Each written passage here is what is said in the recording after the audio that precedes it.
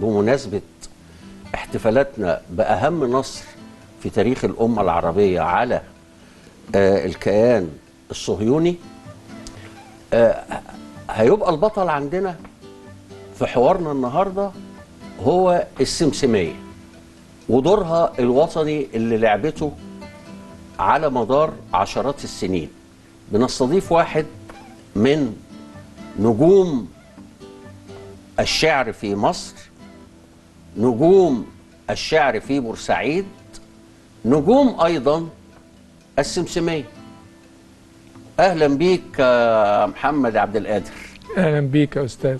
ازيك يا شاعر يا الحمد جميل؟ لله. ازيك انت يا جميل؟ منور الدنيا. الله يخليك. بقالنا كام سنة نعرف بعض؟ 40 سنة. 40 سنة.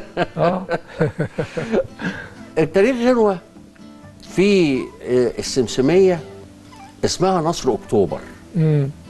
ممكن نسمع كلامها كده عشان نقول للناس، نحتفل مع الناس ومع مصر كلها بهذا النصر العظيم؟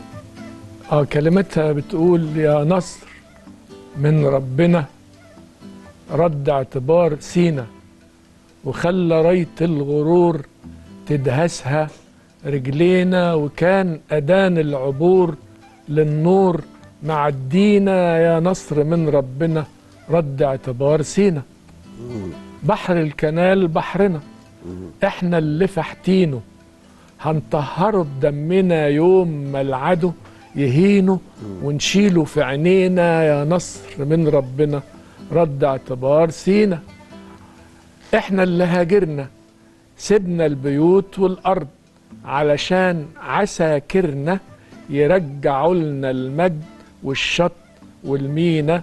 يا نصر من ربنا رد اعتبار سينا، يا نصر اكتوبر يا در فوق التاج، فكرتنا بالنبي وبرحلة المعراج يوم ما اتعبر بينا.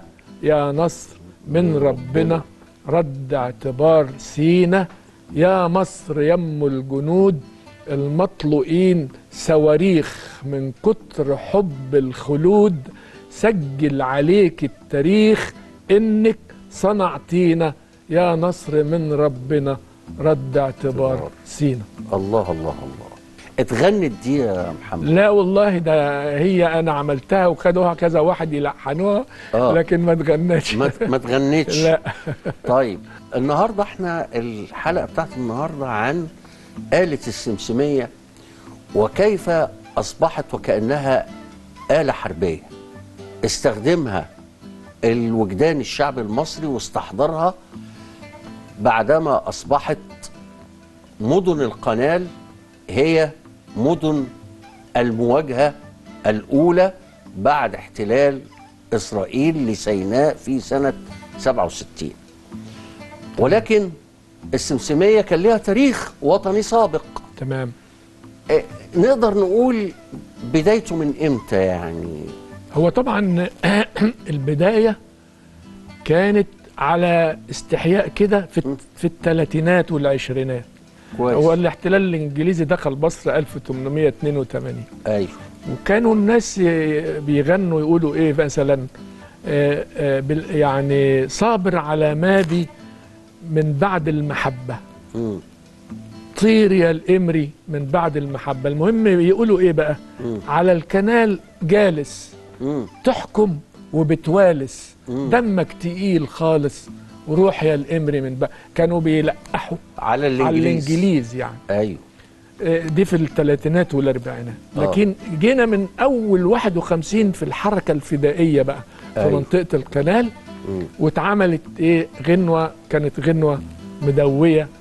الاول انا عايز بس اقول ان 51 عشان اللي ما يعرفش كانت فعلا محطة مهمة، انه كان في، ليه بنقول الفدوية او الفدائيين اللي كانوا بيقاوموا الشعب المصري، كان من خلالهم بيقاوم الاحتلال الانجليزي. تمام. فالاحتلال الانجليزي كان متمركز في منطقة القنال، في منطقة القنال حماية لمصالحه. تمام. في الممر المائي الأهم في العالم. تمام. قناة السويس. تمام. فمن هنا كان صحيح كان في مقاومة للإنجليز. تمام. في كل حتة في مصر. ولكن على الأخص كان في منطقة القناة من خلال أبطال السويس والإسماعيلية وبورسعيد اللي احنا معانا أحد أبطالها النهاردة.